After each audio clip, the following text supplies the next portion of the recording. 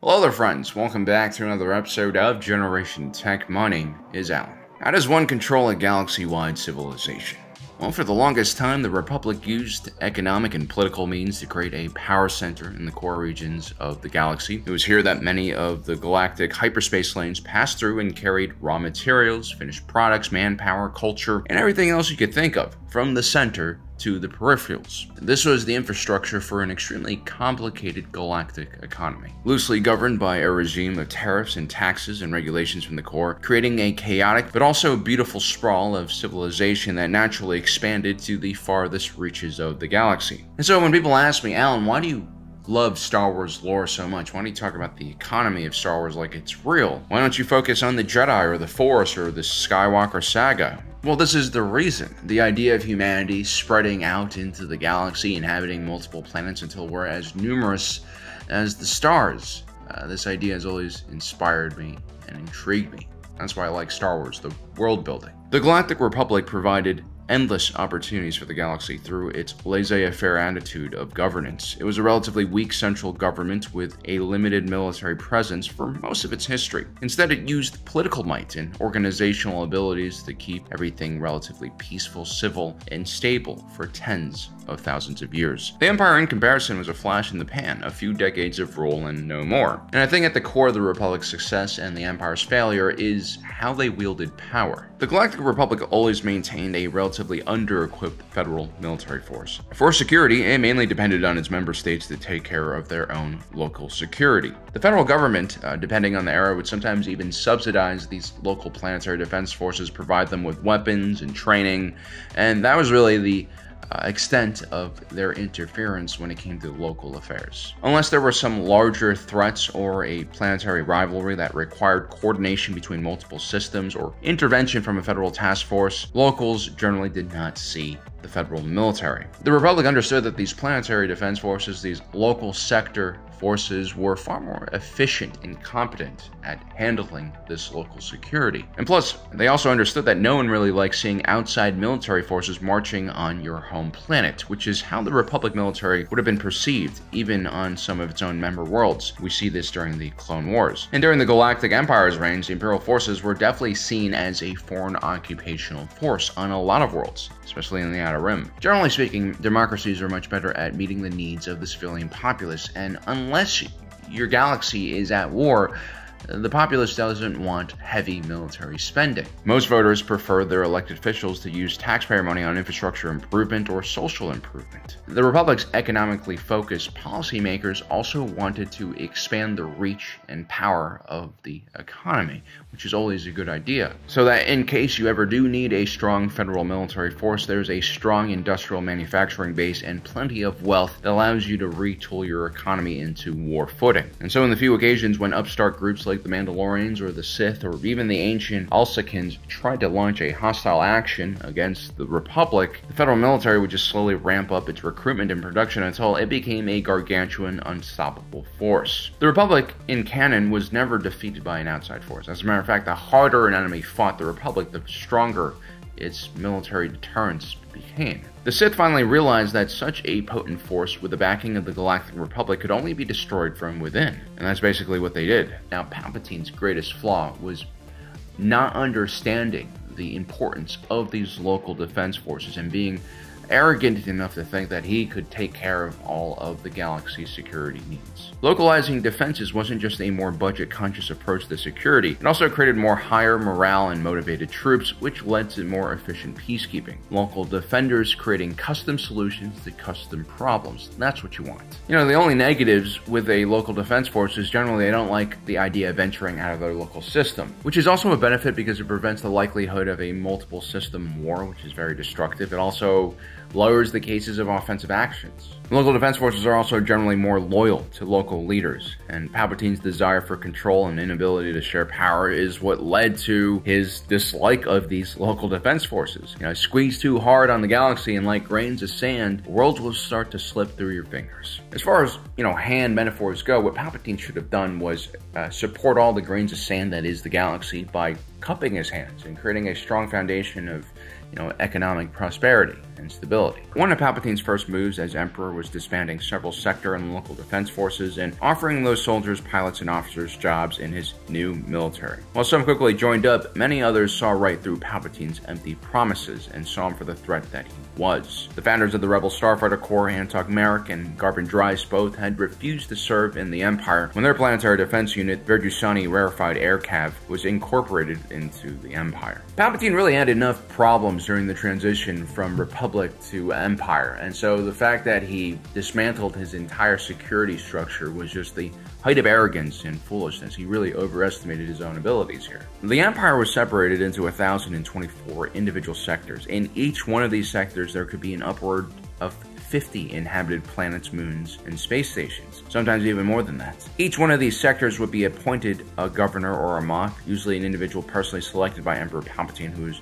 also extremely loyal to the Empire and the Emperor. This is actually one of the biggest changes and reforms that Emperor Palpatine made in the early Imperial stage. By appointing lackeys that were personally loyal to him, Palpatine could affect policy at the sector level without having to go through the Imperial Senate, which still existed at the time and held some influence, especially at the local level. During the Republic era, the sector representatives in the Senate had far more power. Only when there were larger sector-level emergencies like a conflict, natural disasters, or Ewok cheek shortages would a governor/general be appointed to coordinate sector planetary defense forces in some kind of military action. Usually the local representative for the Galactic Senate would also be incorporated into this command structure. But now these non-elected officials, these governors and Moffs, basically controlled everything at the sector level with very few checks and balances. This opened the door to ineptitude and a lot of corruption. And the majority of the power that these governors held came from the fact that they were placed in charge of the newly created Imperial sector fleets. On this channel, we talk a lot about Palpatine's desire to create a massive military-industrial complex so that he could ramp up the production of starships, weapons, and other types of war material.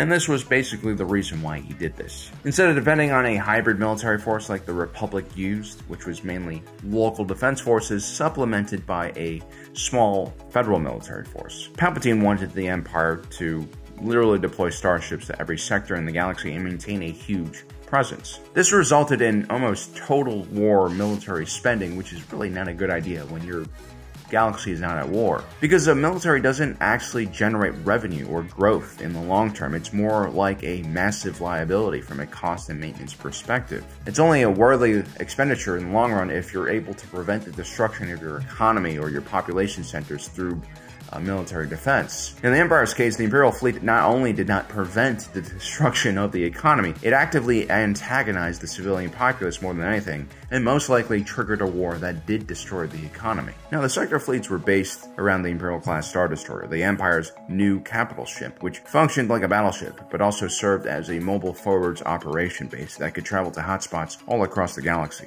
These ships were inefficient in standard naval combat because of their lack of long-range weapons and hyperdrive-equipped starships, but they were perfect for planetary occupation. They had a wing of TIE fighters on board, along with a legion of stormtroopers and their entire vehicle pool. This is a really robust military tool for a conventional military waging war against another faction, but that's not what this was for. The Empire was using this for peacekeeping, which points towards the Empire's major flaw. Instead of relying on growing the economy, building infrastructure, providing social services, tried and tested methods of good governance. The Empire's strategy of maintaining control was the suppression of the civilian population through the use of force, which ultimately destroyed the local economy and productivity. And these Star Destroyers were massive. They were state-of-the-art vessels that were extremely taxing on the Imperial logistics system and also on the taxpayer. As a matter of fact, once the Emperor was killed at Endor, the logistic chain was the first thing to collapse, and soon most of the fleet was operating at half capacity and being ripped apart and destroyed by the New Republic Navy. These ships were just too costly and too difficult to resupply for long-term operations. At the height of the Empire's power, there were over 25,000 of these Imperial-class Star Destroyers, which means almost 25 Imperial Star Destroyers per sector. Although in practice, this number varied greatly depending on the importance of the local sector and, what was going on. And so you could have as low as a few ISDs in each sector to dozens. For instance, you had Lothal's sector, which was in the Outer Rim. There were some strategic Dunium reserves in this structure, and so originally there were around 6 Imperial-class Star Destroyers deployed in this sector fleet. But after Rebel activity increased in the sector, the 7th Fleet under the control of Grand Admiral Thrawn, which specialized in counterinsurgency operations, would arrive with an additional 10 or so Star Destroyers to reinforce the Imperial fleet in that sector. But then you had very strategically important planets in the core of the galaxy like Coruscant that might have a home fleet that ranged in the dozens, if not low hundreds.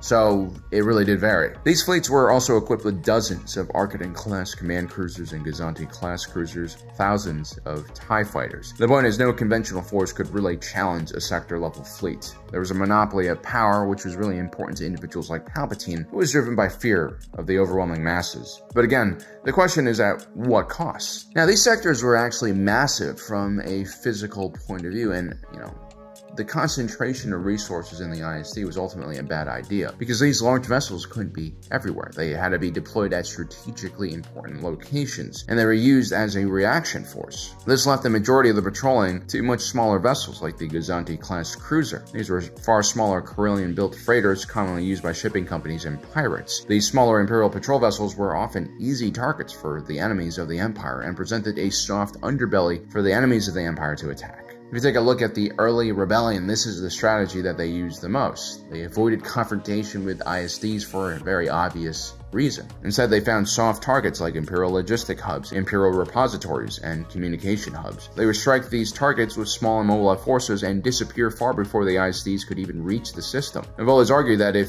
your entire strategy on controlling the galaxy is based on the threat of force, then you better make sure the rebels can't get away with blazing attacks like this. Because every time a rebel group is able to blow up a remote Imperial base, or steal a ton of credits, or decommission Y-Wings, that's a huge blow to that image of invincibility that the Empire is relying on to keep stability. Once one group is successful at raiding the Empire, suddenly every small group of bandits in the galaxy smells blood in the water and starts striking out against the Empire's softer areas. This is only further exasperated by the Empire's complete neglect of local economies, especially in the Outer Rim. That military-industrial complex that created all of those fleets at bargain bin rates was done at the expense of the resources of the Outer Rim and the exploitation of labor. People were hungry, impoverished, desperate, and pissed off, and soon the sector fleets didn't just represent a symbol of Imperial security and might, it represented Imperial corruption, tyranny, and the hoarding of resources. And while the Imperial-class Star Destroyer was respected until the very end of the war, because it couldn't be everywhere, the rebellion grew at a rapid rate,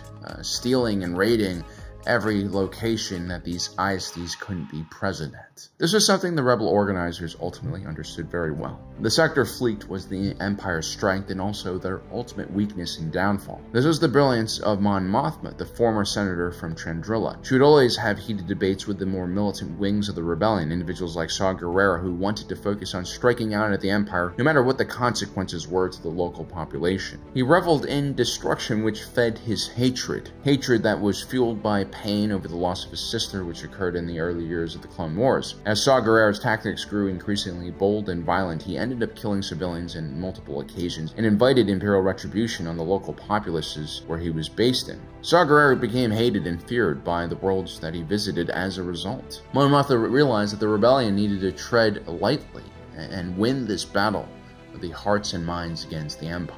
Mon Mothma understood that the rebellion simply needed to survive and exist to win this battle. As the Empire thrashed and became even more desperate and violent, it would only drive more citizens and even Imperial soldiers to the rebel cause. Mon Mothma knew that she needed to just give people an alternative option to the Empire's tyranny. A tyranny that was perfectly represented through the massive Imperial-class Star Destroyers of the Sector Fleet. And so the rebellion, the New Republic, never needed to challenge the Sector Fleet. They just needed to survive against the Empire and show them that the Imperial Navy could bleed. And so there you have it, guys. That is my analysis on why the Imperial Sector Fleet was a huge mistake from an organizational standpoint and ideological standpoint. It just didn't work out the way it should have. Well, guys, I hope you enjoyed today's video. Don't forget to subscribe and hit that notification button down below so you don't miss out on the rest of our awesome content. As usual, my name is Alan, reminding you that my allegiance is to the Republic, to democracy. I'll see you next time.